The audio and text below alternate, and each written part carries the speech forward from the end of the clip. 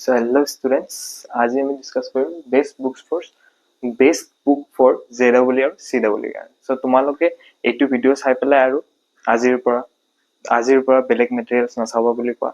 So আজি মই যোনকেইখন ভাল বুকছ হয় মই এইখন তোমালোকক প্ৰিফাৰ কৰিম। সো তোমালোকে এইখন ল'বা আৰু পঢ়া ষ্টাৰ্ট দি দিবা আৰু পিছত আৰু নাচাবা যে কোনকেইখন মেটেৰিয়েল ভাল হ'ব। সো ময়ো এটা JEE আৰু CEE এস্পিৰেন্ট আছিলো। সো মোৰ কথাখিনি শুনা পিছত বেনিফিচিয়েল হ'বা। ঠিক আছে। সো JEE আৰু CEE কাৰণে বিশেষকৈ আমাক কিহৰ বুক লাগে? ফিজিক্স, কেমিষ্ট্ৰি আৰু মেথছৰ কাৰণে। সো মেথছৰ কাৰণে মই আগতে ক'ম, মেথছৰ কাৰণে, ফিজিক্সৰ কাৰণে আৰু কিহৰ কাৰণে? কেমিষ্ট্ৰিৰ কাৰণে। সো কোনকেইখন বুক ভাল হয়, কোনকেইখন বুক বেয়া নহয়, চব বুকে ভাল হয়, কিন্তু তোমালোকৰ হিচাপত কোনকেইখন বুক ভাল হ'ব পাৰে, কোনকেইখন বুক বেয়া হ'ব পাৰে, সেইখিনি মই ক'ম। সো ফিজিক্স মেথছৰ কাৰণে মই সদায় কৈছো RD শৰ্মাখন চাব পাৰা। RD শৰ্মা তোমাৰ কনচেপ্ট ক্লিয়াৰিটিৰ ওপৰত, তুমি যদি বেচিক্স মেথছখিনি পঢ়িব খুজিছা বাছ আণ্ডাৰষ্টেণ্ডিঙৰ কাৰণে, সো RD শৰ্মাখন চাবা।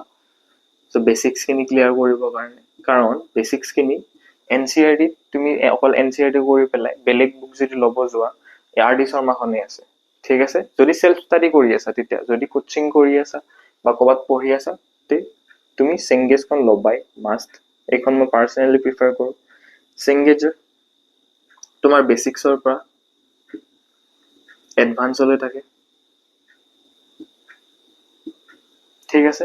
তুমি যদি এইখন চেংগেজৰ questions each and every question solve কৰিব পাৰা তুমি IIT পাই যাবা। ঠিক আছে। সো চেংগেজৰ তোমাৰ 5টা ছেটত আহে, 5টা ছেট আছে। এলজেব্ৰা, কোঅৰ্ডিনেট জিঅ'মেট্ৰি, কেলকুলাছ আৰু কি আছিলে ভেক্টৰ এণ্ড 3D, আৰু 4টা হ'ল, আৰু এটা কি আছিলে আৰু ট্ৰিগনোমেট্ৰি। এই পাঁচখন বুক তোমালোকে ল'বা।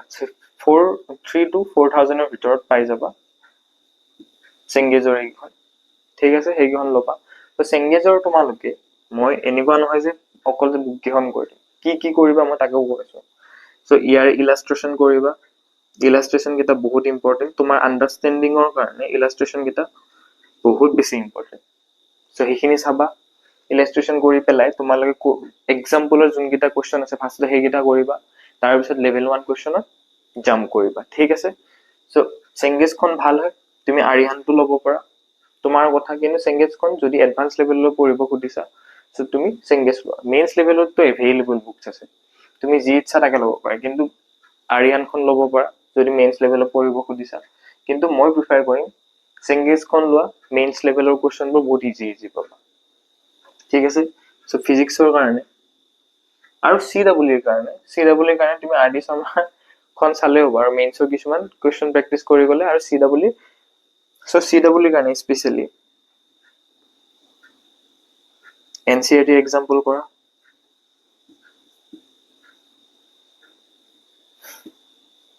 এক্সাম্পল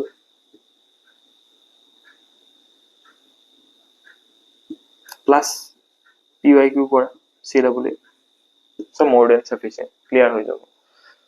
সো ফিজিক্সৰ কাৰণে HC বৰ্মা মাষ্ট। তুমি JEE কাৰণে প্ৰিপেয়াৰ কৰি আছা, দুখন বুক আহে, ভলিউম 1 আৰু ভলিউম 2 বুলি। সো তুমি যদি JEE মেইনছৰ কাৰণে প্ৰিপেয়াৰ কৰি আছা, এডভান্সৰ কাৰণে প্ৰিপেয়াৰ কৰি আছা, জিঅ'ৰ কাৰণে কৰা নাই কিয়, HC বৰ্মাখন ল'বাই। ঠিক আছে। সো HC বৰ্মাখন কিহৰ কাৰণে? কনচেপ্ট ক্লিয়াৰিটিৰ ওপৰত তোমাক বহুত হেল্প কৰিব HC বৰ্মাই। আৰু প্ৰেক্টিচৰ কাৰণে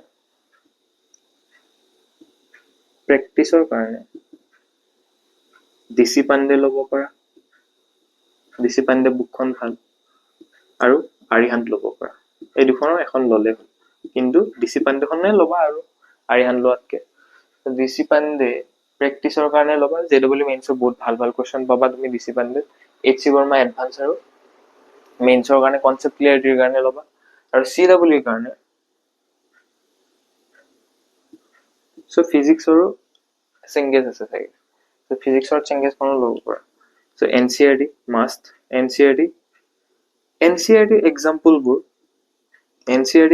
য'তেই নাথাকক কিয়, কেমিষ্ট্ৰিত থাকক, ফিজিক্সত থাকক, থাকক মেথছত থাকক সবতে ইম্পৰ্টেণ্ট ঠিক আছে এনচিইআৰটি এক্সাম্পল মাষ্ট কৰি যাবাই board এক্সামটো ইম্পৰ্টেণ্ট এনচিইআৰটি এক্সাম্পল কেইটা এনচিইআৰটি এক্সাম্পলতে সবতকে হাৰ্ড কোৱেশ্চন সোমাই থাকে ঠিক আছে এনচিইআৰটি এক্সাম্পল প্লাস পিওআইকিউস সলভ কৰিবা আইডিয়া পাবা কেনেকুৱা টাইপ কোৱেশ্চন আহে সো এই দুটা কৰাৰ পিছত তোমালোকে এইখিনি এনেই মানে পাৰি যাবা আৰু এই দুটা সলভ কৰাৰ পিছত ঠিক আছে বেটা সো কেমিষ্ট্ৰিত কি কৰিবা কেমিষ্ট্ৰি অকল এখন বুক ললে হ'ব সেইখন হ'ল জিআৰবি মোৰ ফালৰ পৰা কৈছো জিআৰবি খন ভাল হয় ওকে জিআৰবি তুমি ফিজিক্যাল কেমিষ্ট্ৰিৰ কাৰণে চাব পাৰা ঠিক আছে আৰু অৰ্গেনিক কেমিষ্ট্ৰি চাব পাৰা বেয়া নহয় ভালে হয় বুকখন বহুত ভাল বুলি নকওঁ কিন্তু ভাল হয় বুকখন আৰু ইনঅৰ্গেনিকৰ কাৰণে তোমালোকে কি কৰিবা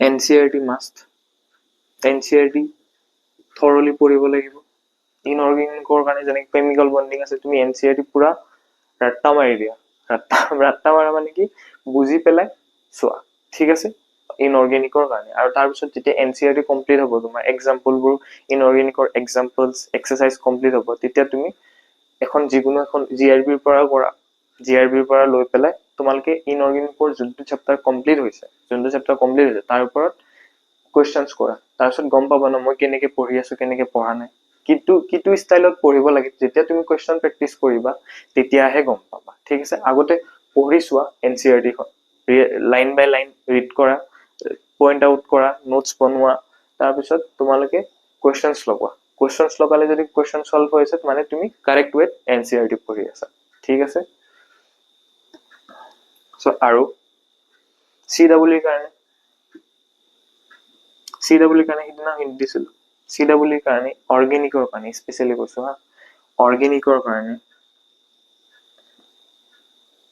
বহুত ইম্পৰ্টেণ্ট হয় এইটো অৰ্গেনিকৰ কাৰণে তুমি যিমান ৰিয়েকশ্যনছ আছে এনচিইআৰটিত যিমান ৰিয়েকশ্যন আছে ওকে যিমান ৰিয়েকশ্যন নাথাকক কিয় সেইবোৰ গোটেইবোৰ এখন কপিত লিখা ৰিয়েকশ্যন কেইটা কেনেকে হৈছে কেনেকে হোৱা নাই কি ৰিয়েকশ্যন হয় এইটো কি ৰিয়েকশ্যন হয় কেনেকে হৈছে সো সেইখিনি তুমি চোৱা ওকে সো অৰ্গেনিকৰ কাৰণে এনচিইআৰটি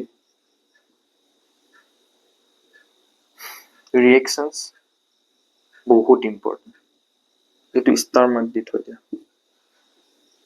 ঠিক আছে তাৰপিছত তথাপি যদি তুমি ৰিয়েকশ্যন কেইটা বুজি পোৱা নাই তো ইউটিউবত এভেইলেবল ভিডিঅ' আছে তুমি অৰ্গেনিকৰ ৰিয়েকশ্যন কেইটা বুজা আগতে ঠিক আছে অৰ্গেনিকত তুমি স্কোৰিং কৰিব তুমি যেতিয়া অৰ্গেনিক কেমিষ্ট্ৰি বুজি পাইছা বহুত ইজি হয় স্কোৰ কৰিব সঁচা কথা কৈছো বহুত ইজি হয় সো ইনঅৰ্গেনিক আৰু ফিজিকেল কেমিষ্ট্ৰি তুমি প্ৰেক্টিচ কৰিব লাগিব জিআৰবিৰ পৰা প্ৰেক্টিচ কৰা ঠিক আছে সো বেসিক্সটো এডভান্স যাব সো এনচিইআৰটি সো তোমালোকে এতিয়া এইখন বুক লোৱা আৰু বেলেগ ভিডিঅ' নাচাবা এইখন বুক যদি তোমালোকে সলভ কৰিব পাৰিছা সো ষ্টুডেণ্টে বুকছ কেতিয়া বিচাৰে জানা যেতিয়া তোমাৰ তাত যোনখন বুক আছে সেইখন তোমাৰ সলভ হোৱা নাই তেতিয়া বিচাৰে তুমি যেতিয়া বুক এখন সলভ কৰিবৰ কাৰণে ট্ৰাই কৰিবা তোমাৰ যেতিয়া টাফ লাগিছে কুৱেশ্যনবোৰ মানে তুমি কাৰেক্ট বুকখন লৈছা সেইখনেই তোমাক জেডব্লিউ মেথছ ক্লিয়াৰ কৰাব ঠিক আছে বেটা সো মেথছৰ আৰু এখন আছে ব্লেক বুক বুলি সেইখনো ল'ব পাৰা কিন্তু ব্লেক বুকখন